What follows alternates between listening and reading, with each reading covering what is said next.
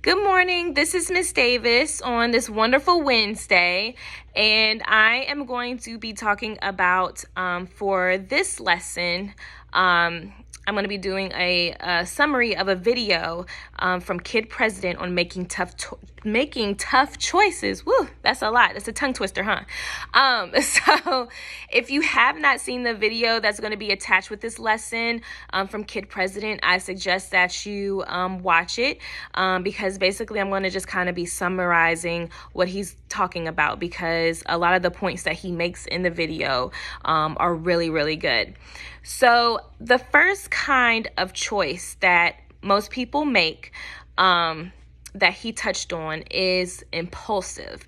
And I know that my second and fourth graders, they may be a little bit more familiar with this word impulsive, because about a month or so ago, I read to all the second and fourth grade classes this book. Is called What Were You Thinking by Brian Smith. And the main character in this book, he really struggled with making good choices. A lot of the choices that he made in this book were impulsive. So what that means is that he didn't stop to think about what could happen, whether it could be good or bad. He just did things. So, for example, he came home and his mother baked a whole bunch of cupcakes and he ate them all.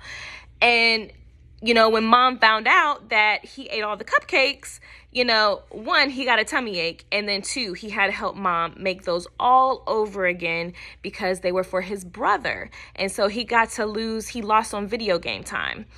And, towards the end of the book, he was in the cafeteria and someone hit him in the head with some Jell-O.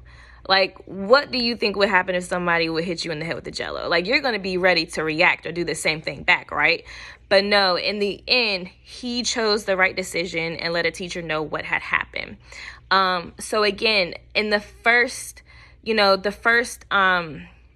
choices that Kid President talked about was impulsive, and how sometimes they don't lead to the best decisions or to the best outcomes. So we just want to be careful when we're trying to do things in a split second, and then we're wondering, like, why did we get in trouble, or why did this happen? Is because we didn't stop to think. And we'll get more into that later as we go throughout this video.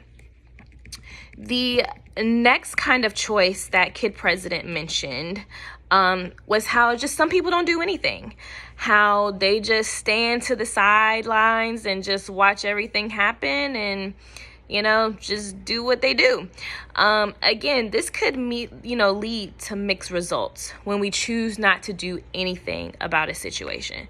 So, for example, if you see someone who's being bullied in class and you do nothing about it or don't say anything about it, that student might continue to get bullied, right? But if you decide to tell the teacher, then the teacher can probably address it right away, or she could tell the school counselor about it, or she could tell the principal about it, and then maybe something can be done so this person's feelings won't get hurt anymore. So again, we got to be careful about when we kind of just fall back and we decide not to do nothing. It could lead to mixed results. So we want to be careful when we are making choices and, trying to fall back. And then lastly, he talks about being a follower, okay? And this can be a huge one, especially at school and sometimes even at home. We get caught up in the moment, or students can sometimes get caught up in the moment, and they could laugh at a joke, or they could copy someone, doing a joke or being silly in class. You could copy someone and bully someone. But what you're doing in the long run is that you could possibly be hurting someone's feelings, or you could be disrupting the class, or if you're even at home and your mom's trying to get some stuff done and you're just silly and running around the house and not doing your chores or whatever you're supposed to be doing, or your homework or your classwork, in the long run, you could get a consequence that would not be so great, okay? And I just want to also touch on, not all consequences are something bad. There are good consequences too. We just don't highlight them as much as we do maybe the bad ones.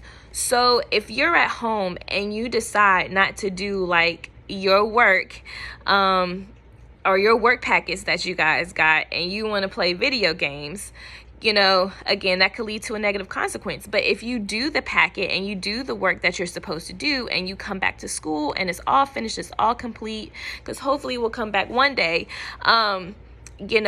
then your teachers, your parents, you will really, really make them happy. So I just also want to make sure that everyone understands that not all consequences are bad.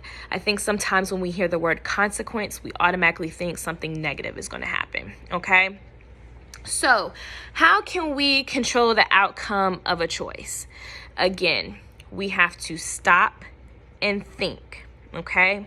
We have to stop and think and decide in our minds if what we are about to do or say is going to lead to a good consequence, which we hope it does, or a bad consequence, which we don't want to happen, okay? And sometimes you might have, 10 minutes to think about something. Sometimes you might have a day. And sometimes we just don't have time, and then we just make decisions because we're making thousands and thousands of decisions throughout the day, whether you think you are or not, like getting out of bed and picking out what cereal you want to eat. You're making a choice, Am I going to eat, the honey nuts and oats and the healthy cereal, or am I going to eat the sugary cereal? What happens if I eat the healthy cereal? I'm going to feel good. I'm going to have a healthy body and everything like that. But what if I eat the sugary cereal? I might get a cavity or something, I'm not saying that that's always going to happen, because trust me, I have a sweet tooth too. But we just want to make sure that before you make a decision that you stop and think about what is going to happen. So boys and girls, while you are at home and you're with your parents, you're with your family, grandparents, uncles, cousins, whoever you're with, just make sure that throughout the day that you are stopping and thinking about the decisions you are going to make, and think about what the outcome could be. So again, with my second and fourth graders, I shared with them at the end of the lesson the marshmallow test, and they loved it.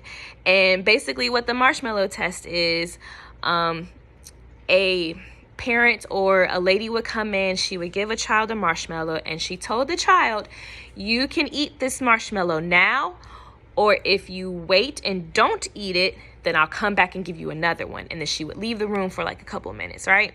So you had some kids who were sitting there like, oh my gosh, like I want to eat this marshmallow right now. I'm not going to do it. Oh my gosh. You had some kids who just ate the marshmallow right away. They didn't care about the second marshmallow. So again, we make decisions all the time, but we just want to stop and think about the consequence, because the consequence from the marshmallow test is if you didn't eat it, you got another one. So you get two. The consequence, if you did eat it, well, you didn't get another marshmallow. So, again, boys and girls, I want to make sure that you all are making good choices, making good decisions while you are here at home, while you're with your family and your friends, and just make sure that you're doing the right thing, okay? Miss Davis loves you, and I will see you guys again on Friday. All right, thanks. Bye-bye.